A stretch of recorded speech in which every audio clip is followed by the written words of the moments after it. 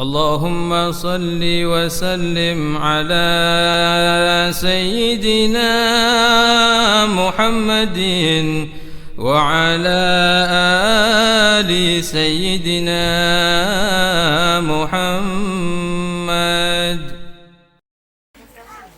السلام عليكم ورحمة الله وبركاته.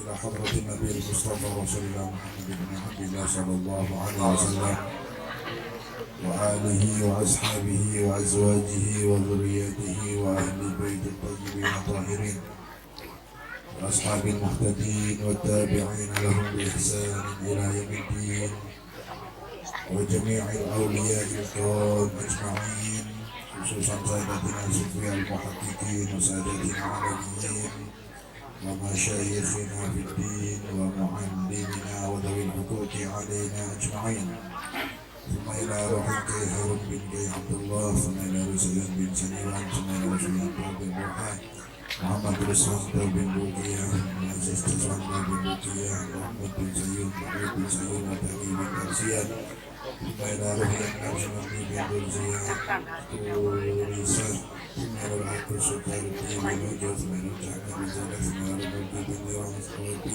ونيا، ثم إلى رتبيا بن تكلات، ثم إلى كمي بن زيد، ثم إلى رسول بن حوا، ثم إلى رهدي هاجي درما بن زيد ووالدينا ووالديكم وأمواتنا وأمواتكم وأموات المسلمين أجمعين، خصوصا في هذه القرية، جعل لهم الفاتحة.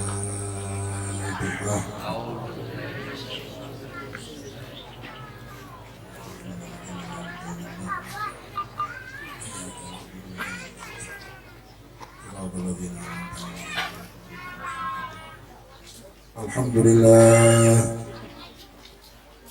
لله رب العالمين، وبه نستعين على أمور الدنيا والدين، والصلاة والسلام على من أرسله الله رحمة للعالمين، سيدنا وحبيبنا وشفيعنا وقرة أعيننا ونور قلوبنا ومولانا محمد وعلى آله وصحبه أجمعين.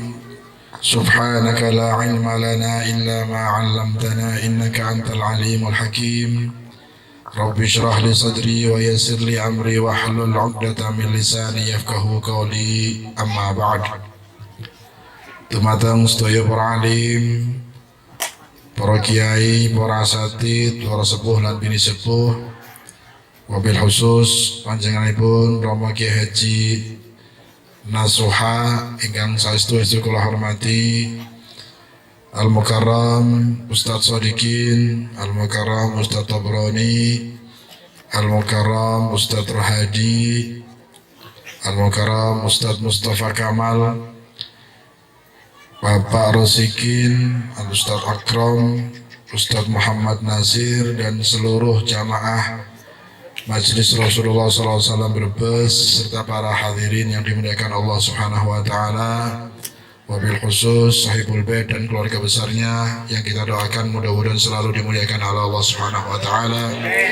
Para rawuh, bapak-bapak, ibu-ibu, hadirin hadirat, hadani Allah wa iyyakum ajma'in.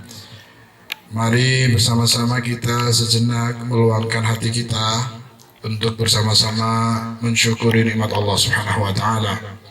Hadirkan hati untuk bersyukur pada Allah karena pada sore hari ini Allah Subhanahu wa Ta'ala hadirkan kita di majelis mulia, majelis yang punya ikatan dengan manusia paling mulia, majelis yang berhubungan langsung dengan kekasih Allah yang termulia, Nabi Agung Nabi Muhammad sallallahu alaihi wa alihi wa sahbihi wasallam. Majelisnya adalah majelis mulia, yang dibaca adalah sejarah manusia paling mulia, yang kumpul mudah-mudahan jadi orang yang mulia di dunia dan di akhirat kelak insyaallah. Amin Allahumma amin ya rabbal alamin. Kita akan mendapatkan kemuliaan di majelis yang mulia ini kalau kita bisa menjaga adab dan sopan santun selama di majelis. Kita akan mendapatkan kemuliaan di majelis mulia ini kalau kita bisa niat dengan tulus karena Allah Subhanahu wa Ta'ala. Kita akan mendapatkan kemuliaan di majelis yang mulia ini apabila kita mencintai orang-orang yang mulia, orang-orang yang dimuliakan oleh Allah Subhanahu wa taala. Maka mudah-mudahan dengan hadirnya kita di majelis mulia, mencintai orang-orang mulia, membaca sejarah hidup manusia paling mulia, bersalawat kepada makhluk Allah yang termulia, mudah-mudahan Allah jadikan kita orang-orang yang mulia dunia dan akhirat. Amin Allahumma amin ya rabbal alamin. Salawat serta salam kita limpahkan kepada junjungan kita Nabi Agung Nabi Muhammad sallallahu alaihi wasallam, makhluk Allah yang termulia sepanjang zaman dunia dan akhirat. Mudah-mudahan salawat tersebut barokahnya, manfaatnya Allah beri kepada kita sehingga kita insya Allah hidup di dunia bahagia, di alam akhirat pun bahagia, dan mudah-mudahan semuanya husnul khatimah. Amin Allahumma amin ya rabbal alamin.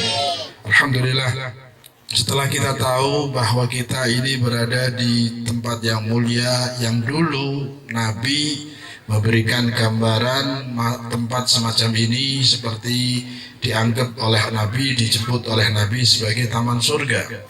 Taman surga yang ada di atas bumi Allah Subhanahu wa taala. Sebab Rasulullah sallallahu alaihi wasallam bersabda, "Idza marartum bi riyadil jannati farta'u." Qila wa ma riyadul jannah ya Rasulullah? Qala hilaqud dzikr. Apabila kalian melewati taman surga, maka masuk, nikmatin. Jaga jangan keluar dari tempat tersebut. Duduk di dalamnya, nikmatin. Terus sahabat bertanya, ya Rasulullah, taman surga yang bagaimana? Di dunia apakah ada taman surga? Karena mereka tahu taman surga nanti di akhirat. Tapi Nabi saat itu mengatakan, kalau kalian melewati taman surga, mendapati taman surga, masuk, duduk, nikmatin, jaga, jangan keluar. Maka sahabat bertanya, apa yang dimaksud taman surga ya Rasulullah? Kemudian Nabi menjawab, qala hilaqud dzikr. Yang disebut dengan taman surga, yang dimaksud dengan taman surga, yang kita suruh duduk di dalamnya, berlama-lama di dalamnya, jangan mudah keluar dari tempat tersebut, adalah hilaqud dzikr, kumpulan orang-orang yang sedang berzikir, kumpulan orang yang duduk di dalamnya berzikir, bersolawat, membaca sejarah Nabi, kemudian berdoa, membaca ayat Quran, mendengarkan nasihat agama. Kumpulan itu, orang yang duduk di dalamnya, tempat itu adalah taman surga yang ada di atas bumi Allah Subhanahu wa taala. Dan ketahuilah, kalau kita yakin bahwa Nabi saat mengucapkan itu taman surga, maka yakinlah bahwa kita sekarang berada di taman surga.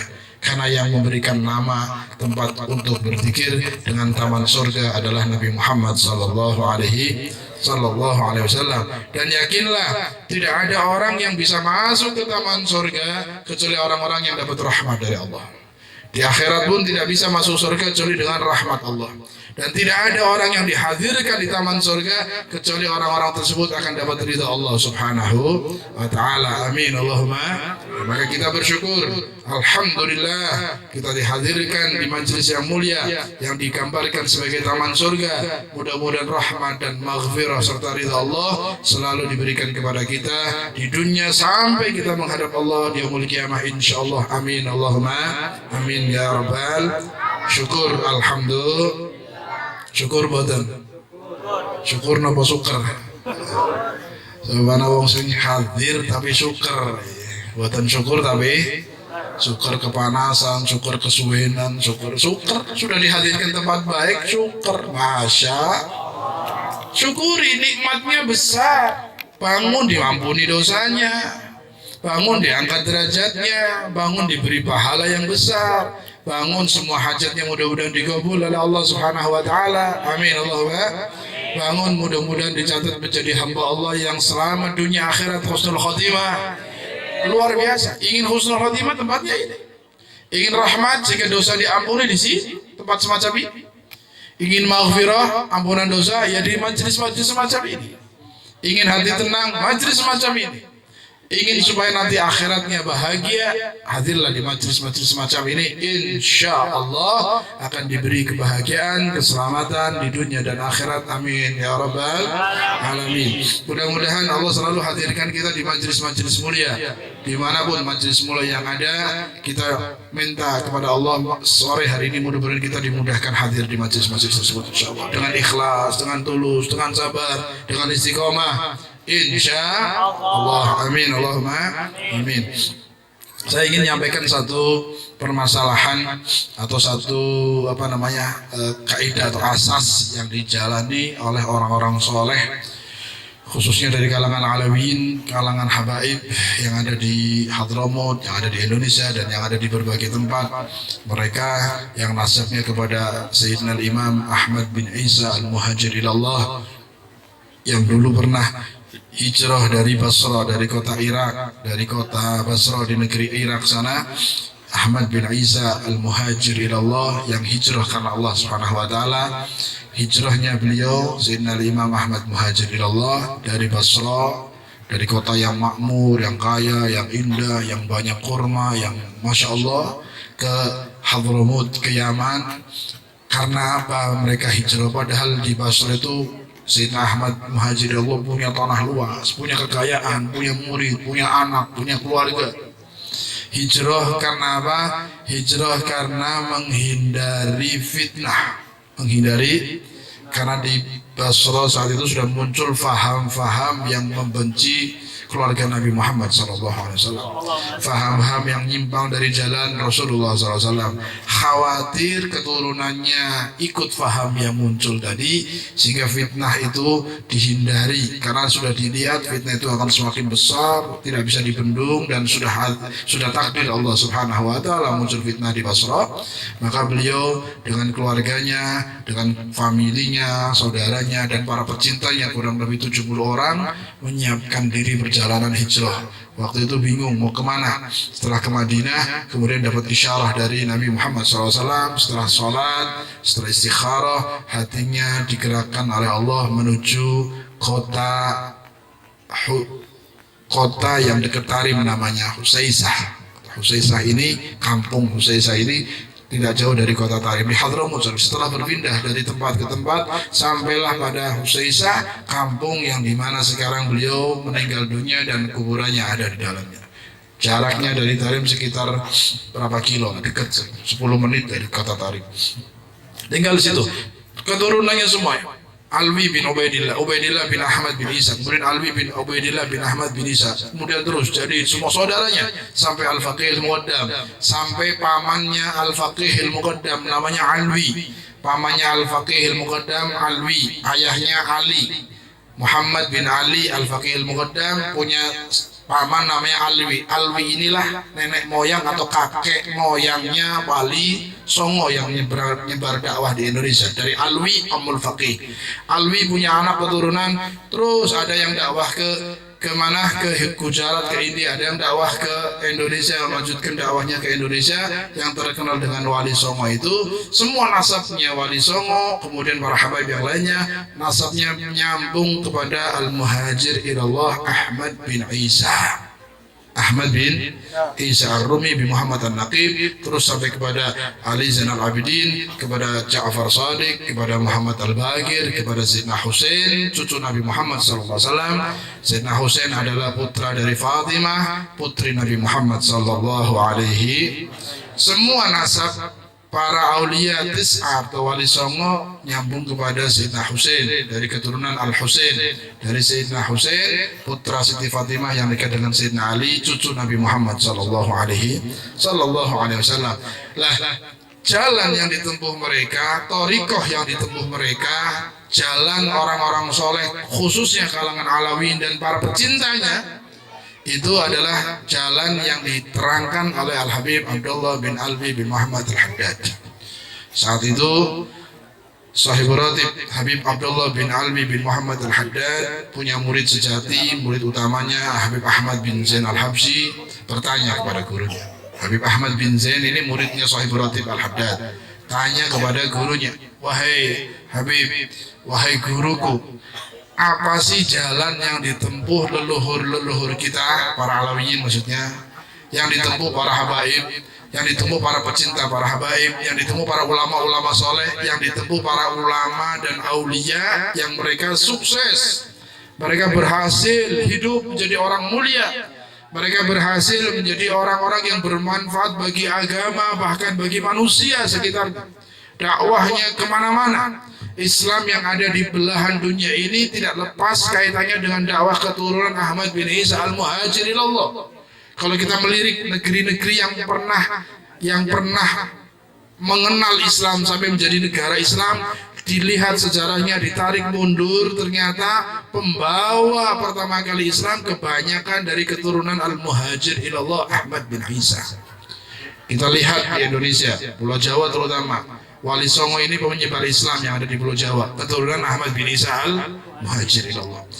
Bukan cuma di Indonesia, bahkan di Asia Tenggara, di Asia, Indonesia, Malaysia persis sama seperti Indonesia, karena masuk Islamnya dari tangan mereka para leluhur-leluhur aulia Allah Subhanahu wa taala dari keturunan Ahmad bin Isa al-Muhajir dari kalangan para habaib. Malaysia, saya kemarin muter di Malaysia, ada beberapa makom, ternyata semuanya makom-makom yang pertama masuk kampung itu mereka mengatakan ini Habib yang pertama mengenal Islam, ini Habib yang di Johor ada Alwi bin Tahir, ada Habib, banyak habaib itu dari bin Syekh Bakar, kemudian di Batu Pahat, kemudian di Selangor, di habaib nasabnya kepada al-Muhajirin Allah kebanyakan.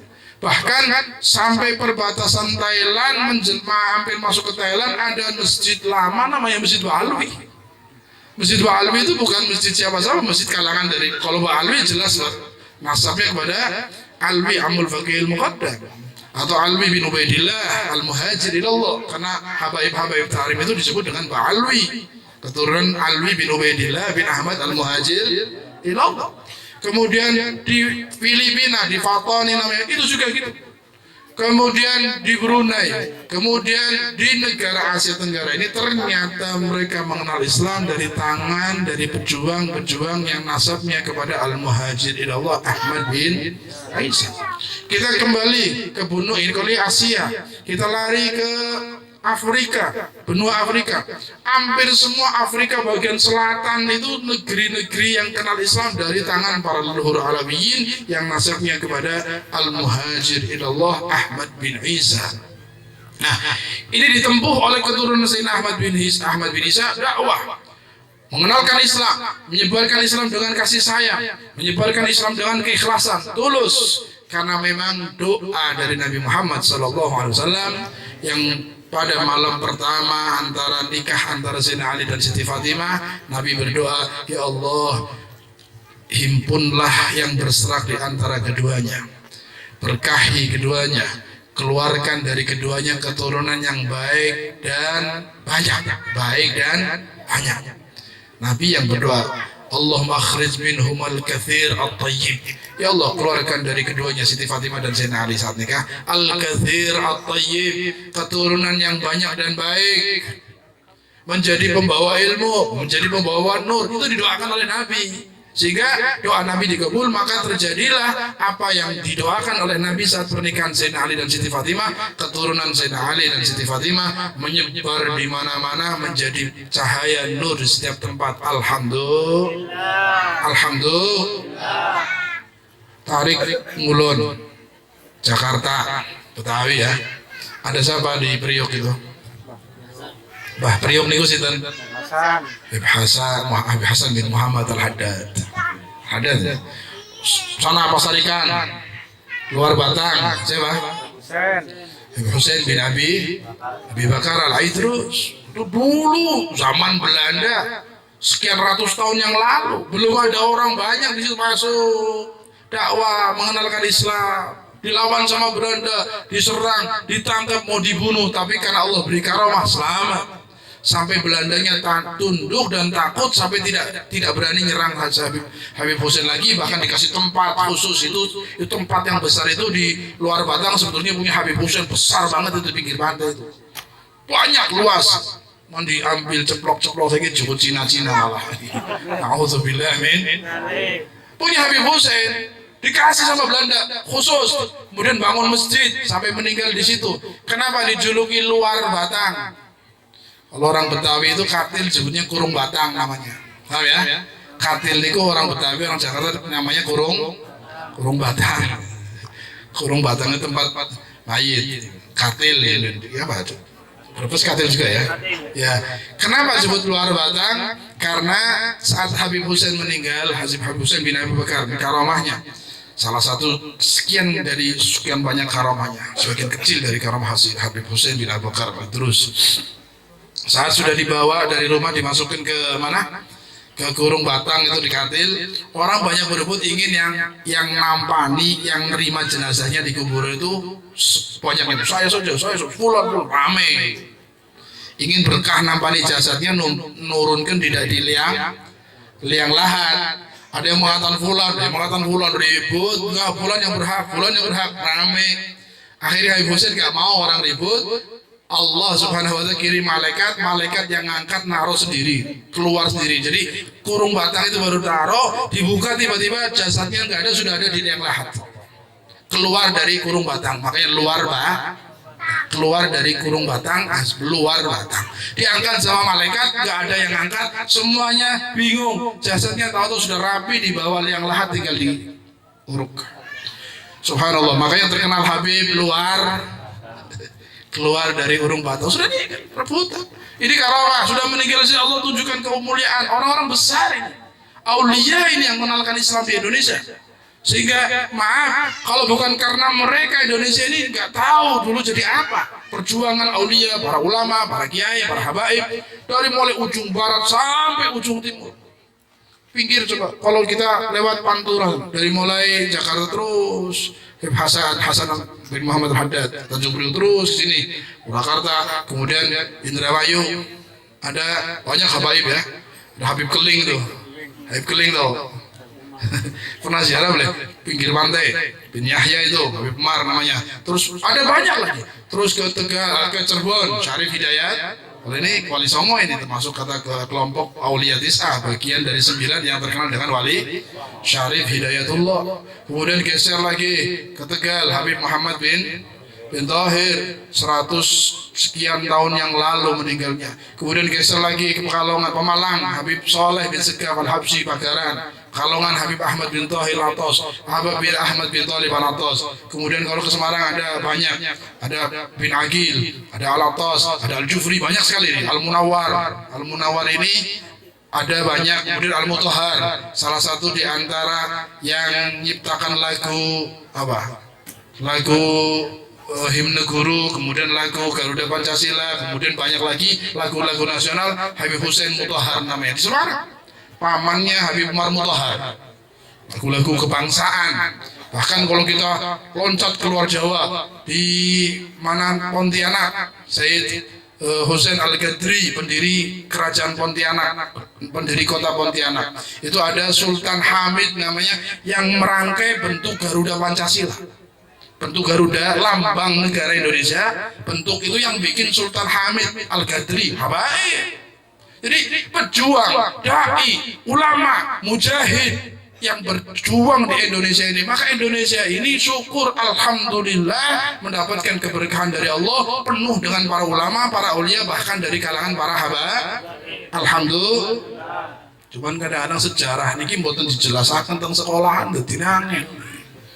Sejarah nggak disampaikan di sekolah, jadinya bingung. Yang sekarang adanya cuma taunya sing bangun negara ya Cina,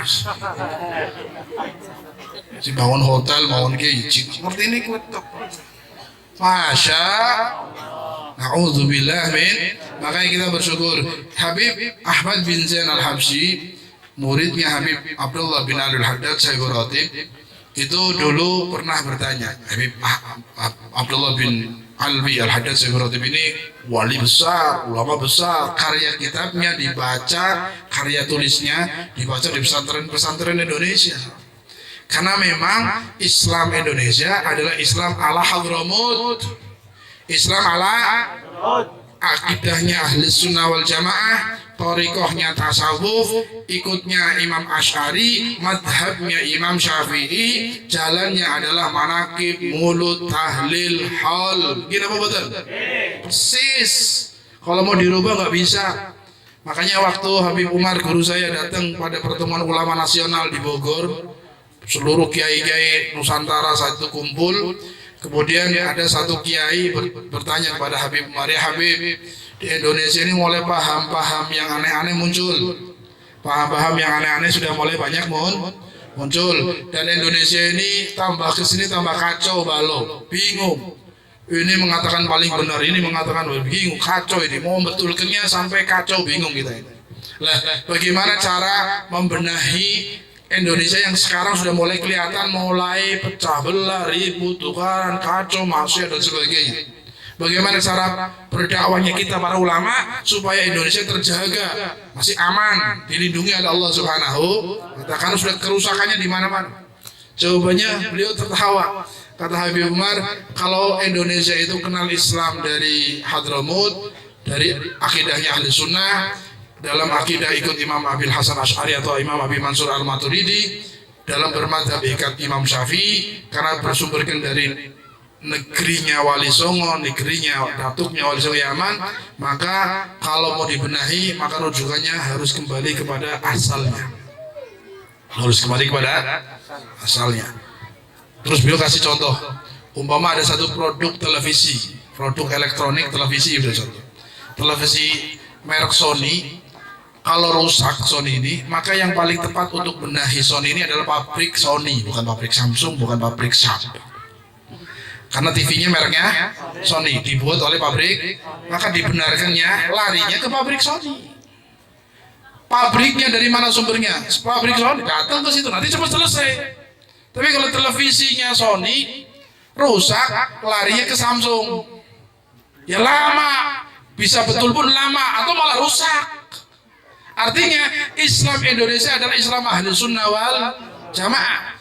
Islam yang dibawa oleh Wali Songo dengan cara rahmatan lil alamin. Islam yang masuknya dengan damai. Islam yang ditekankan dalam hatinya tasawuf, pembenahan jiwa, bukan cuma sekedar fikih saja. Tasawufnya, zikirnya, thariqahnya.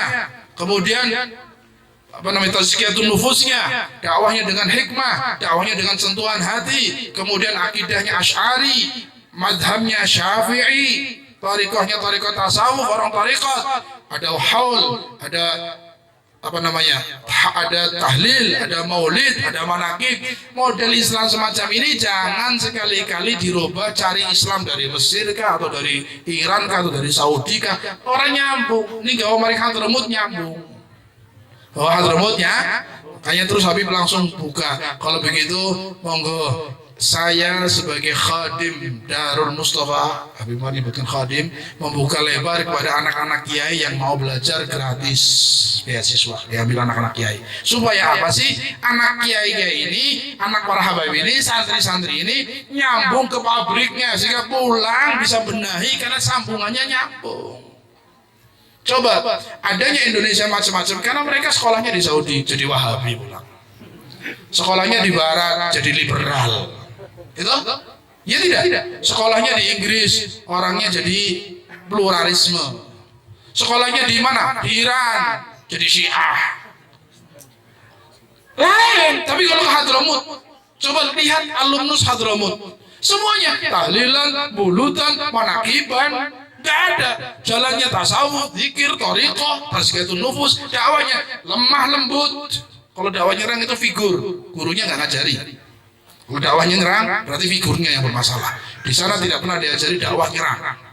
Di Hadramut semua para masyayikh ngajarin dakwah itu merangkul dan kasih sayang. Tidak ada dakwah nyerang, nggak ada. Sebab dakwah nyerang sehebat apapun dakwah nyerang pasti ada serangan balik. Serangan balik ini akan menjadi permusuhan, kebencian. Akhirnya kebencian itu semakin besar. Pihak ketiga nyuletnya gampang kalau sudah ada kebencian. Sulit jadi.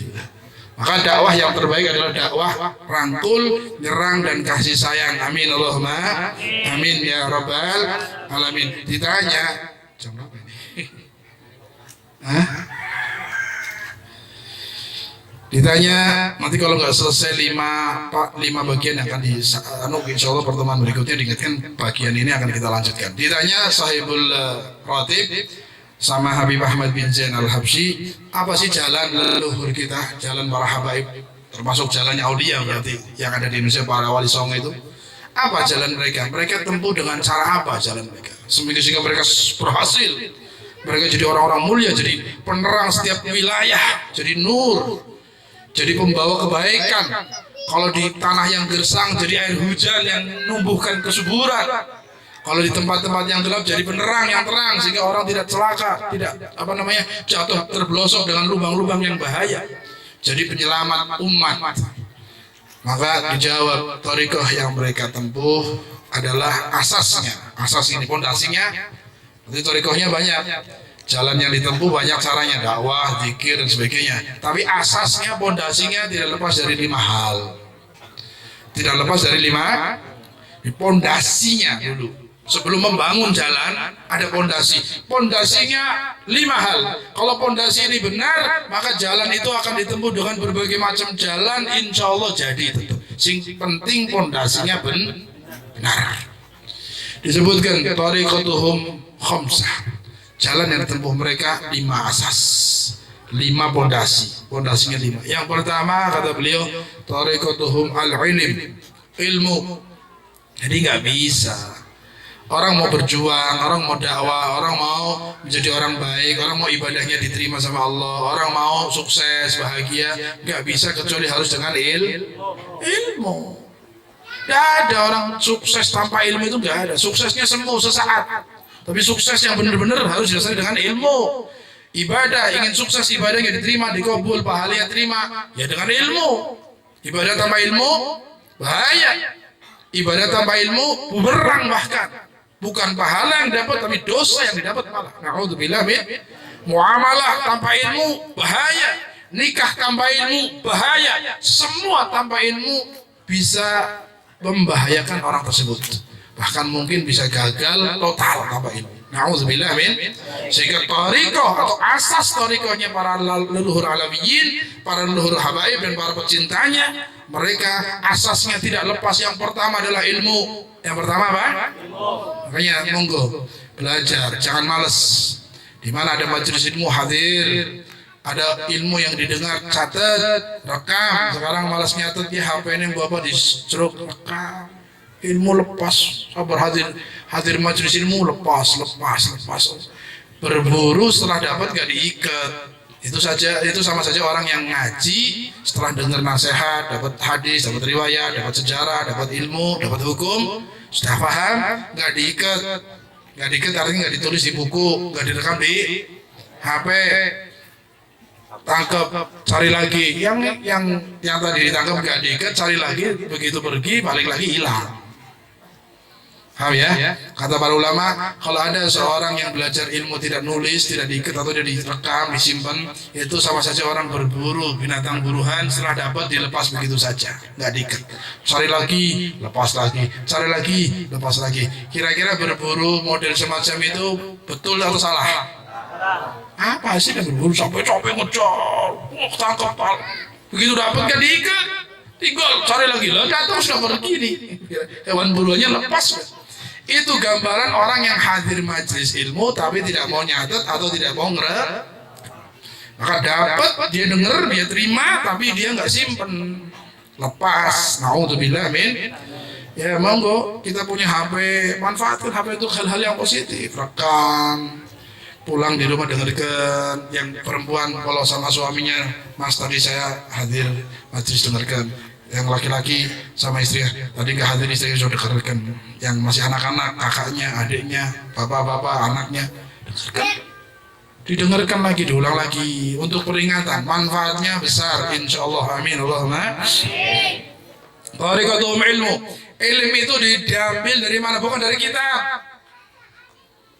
Ilmu itu nggak didapatkan di kitab, nggak. Kalau cuma ilmu diambil dari kitab, semua orang bisa dapat ilmu. Orang Kristen saja pada apal dalil sekarang. Orang non Muslim, waktu saya di Hadramut sana di Tarim, ada orang belum Islam sudah hafal 17 juz, saya kalah. belum Islam, dia dokter hewan.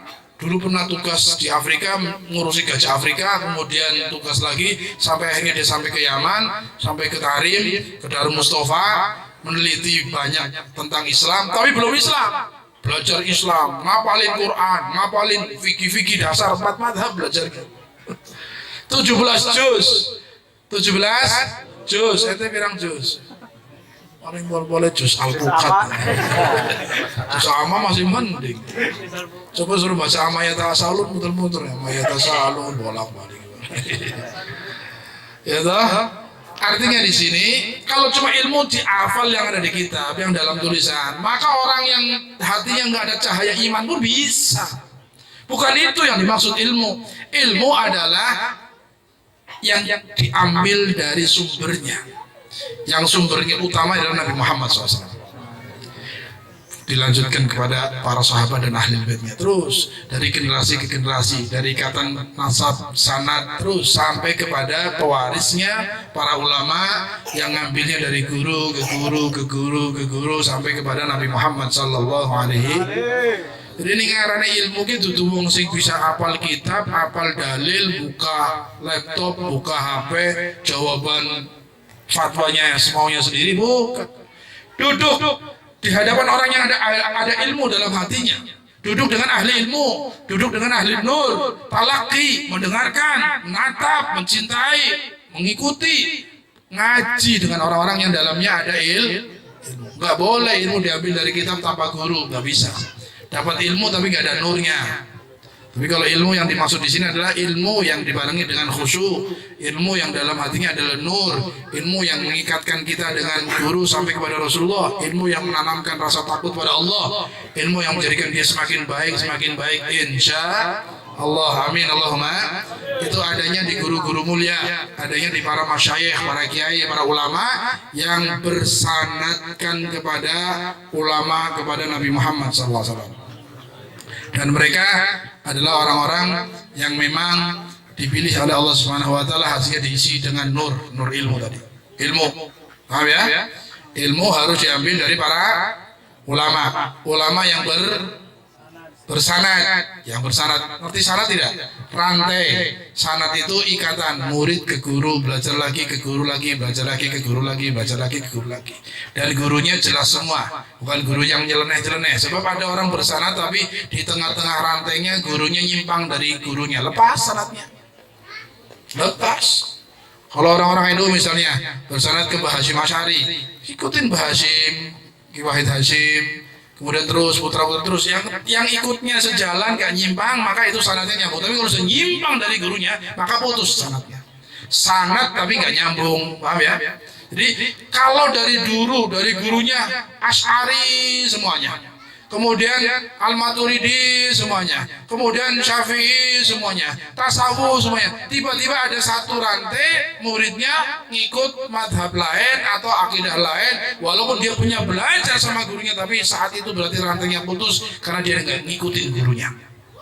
Dia melepaskan diri dari gurunya. Na'udzubillah min dzalik. Makanya bersanad pun harus jelas. Ini guru yang saya akan ikuti, punya guru, iya punya guru, tapi ngikutin gurunya enggak. Dia punya guru, belajar sama kiai, belajar sama habib. Dia saat belajar sama guru, sama habaib, ngikutin jalan gurunya enggak. Kalau sejalan, ikutin, ambil ilmu. Kalau enggak sejalan, nyimpang dari jalan gurunya, berarti putus sanadnya itu, jangan diambil. Sebab dia sudah lepas dari rel. Tahu ya? Mungkin dia bangga, saya punya guru, tapi ente enggak jalan seperti gurunya. Dia ngomong, saya punya guru saya punya guru, itu jalan seperti gurunya enggak. Jalannya satu rel apa bikin rel baru ente. Kalau bikin rel baru enggak ada ikatan sama sekali, putus sanadnya itu. Makanya berguru, bersanad pun harus dilihat. Saat bersanad dia sabar itu tetap di jalan gurunya enggak. Kuat enggak? Ujiannya besar kalau jalan guru itu. Kadang-kadang orang banyak arahnya ke A misalnya, guru dia arahnya ke B, bertahan nggak di B ini? Kalau ikut-ikut A ya berarti dia nggak bertahan dengan jalan gurunya. Dicaci maki, dihina, dikatakan, coba Habib Mundir coba.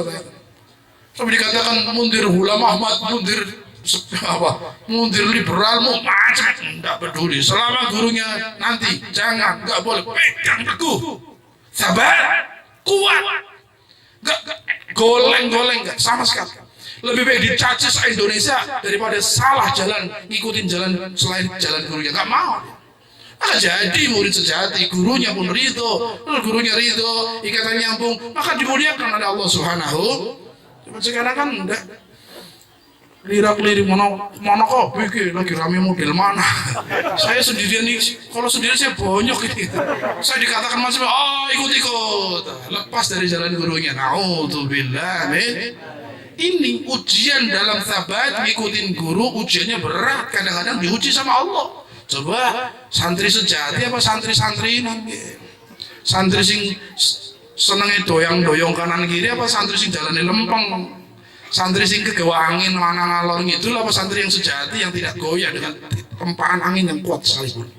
Di sini membuktikan orang yang bersanad dan sanadnya tidak lepas saat dia tidak keluar dari jalur cara dakwah gurunya dan cara semua yang diikuti oleh gurunya. Kalau nggak lepas, itu adalah santri yang bersanad dan sanadnya nggak lepas. Insya Allah. Amin Allahumma.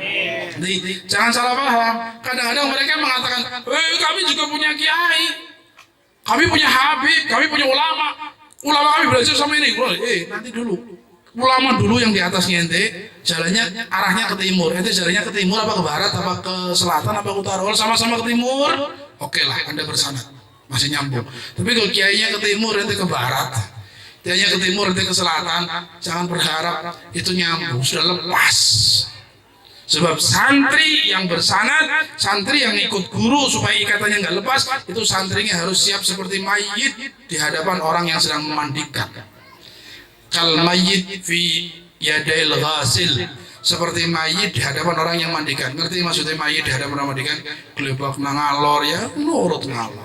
Oh mayit orang bisa milih, semprot rainnya tuli aja, mau rainnya tuli, awaknya tuli. Nggak bisa, nggak ada pilihan, paham ya?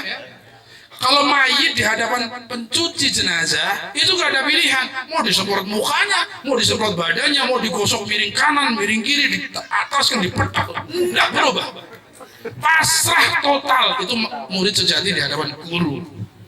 Ini masih punya pilihan, gurunya ngomong A, terus dia berpikir, kalau ada Indonesia, nggak pas. Guru saya kan Yaman, nggak tahu Indonesia. Indonesia beda dengan Yaman. Kalau diterapkan di Indonesia, nggak pas, saya milih B aja lah. Ini bukan santri sejati ini. Ini lama-lama santri ini lepas, tidak ada kaitan sama guru sama sekali. Bahkan mungkin santri kurang ajar ini namanya. Seakan-akan lebih hebat dari gurunya, lebih tahu dari gurunya. Jangan ngaku santri. Paham ya maksud saya ya? Jadi banyak sekarang orang bersanad, banyak dapat belajar dari Kiai Fulan, bahkan buat bangga-banggaan, saya muridnya Kiai Fulan, saya muridnya Habib Fulan, saya pondok di pondok Fulan, tapi dia jalannya nggak jalan seperti gurunya, maka sanadnya putus. Jangan ikutin kalau sudah nyimpang dari gurunya. Ada yang mengatakan kami Syafi'i, kami Asy'ari, kami Thariqah ini, tapi jalannya nyimpang dari mursyid-mursyidnya. Ada yang mengatakan saya NU, saya MR, saya macam-macam, tapi jalannya nggak ngikutin gurunya. Lepas pengakuan tok. Pengen diakui wong bener peng, nyebutna saya NU, saya MR, saya murid Habib Fulan, saya murid Kiai Fulan. Ngaku tok, jalannya nggak sama. Hakikatnya dia jauh. Gurunya di lembah lain, dia di lembah lain. A'udzubillah min. Mudah-mudahan Allah kuatkan kita di jalan yang sabat, jalannya para solehin, jalannya para aulia, jalannya guru mulia kita. Insyaallah berjuang bersama-sama di belakang mereka sehingga kita semuanya selamat dalam rel dan gerbong orang-orang soleh sampai kepada kemuliaan di dunia dan akhirat insyaallah. Amin Allahumma amin ya rabbal alamin. Ada 5. Yang pertama ilmu, amal, ikhlas, khauf, warab. Nanti amal kita bahas pertemuan berikutnya, ikhlas kita bahas, satu-satu kita bahas. Kita baru bahas masalah ilmu, dan ilmu belum selesai. Insyaallah ketemu pada pertemuan yang akan datang. Sudah sore, banyak yang masih belum sholat asar. Mudah-mudahan apa yang saya sampaikan diberi manfaat oleh Allah Subhanahu wa taala, diberi manfaat oleh Allah Subhanahu wa taala, dan diberi taufik untuk bisa mengamalkan insyaallah. Allah kuatkan kita dengan ikatan yang kuat dengan para masyayikh kita, dengan para ulama, dengan para solihin, dengan para aulia, ikatan yang tidak lepas sampai yaumul qiyamah insyaallah. amin ya rabbal alamin. Ala hadhihi niyyah wa kullu niyatin salihah mithla ma ahluna wa salafuna wa rijaluna wa shuyukhuna wa abauna salihun bisirril Fatihah.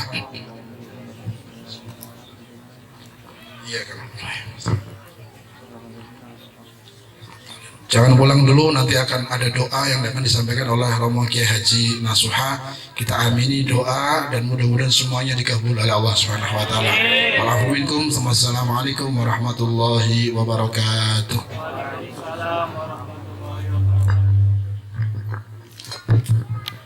Jazakumullah khair ahsanal jazaa. Kami ucapkan kepada guru kita Habibana al-Mahbub Da'ilullah Habib Mahdi bin Muhammad Al-Hiyad yang telah menyampaikan maidah hasanahnya. Semoga apa yang beliau sampaikan tadi membawa manfaat dan keberkahan kepada kita semua. Amin amin ya rabbal alamin. Selanjutnya marilah kita tutup acara yang mulia ini dengan doa penutup yang akan disampaikan oleh guru kita, orang tua kita, Romo Kiai Haji Nasuha. Dan bagi jamaah, selepas ini marilah kita segera sholat asar berjamaah bersama guru kita Habib Mahdi di Masjid Al-Firdaus. Dan selepas sholat asar dimohonkan jamaah jangan langsung pulang karena panitia atau Sohibul Bait menyediakan makanan. Dari kami wabillahi taufiq wal hidayah. Wassalamualaikum warahmatullahi wabarakatuh.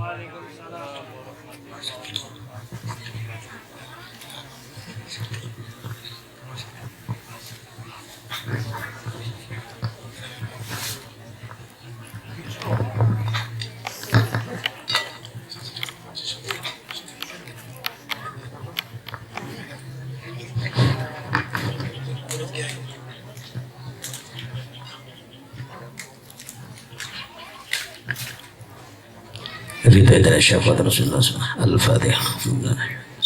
Alhamdulillah Rabbil Alamin. Iyyaka na'budu wa iyyaka nasta'in. Shiratal ladzina an'amta 'alaihim ghairil maghdubi 'alaihim. Bismillahirrahmanirrahim. Alhamdulillahi Rabbil Alamin. Hamdan yuwafi ni'matahu ya Rabbana lakal hamdu kama yanbaghi li jalali sultanik.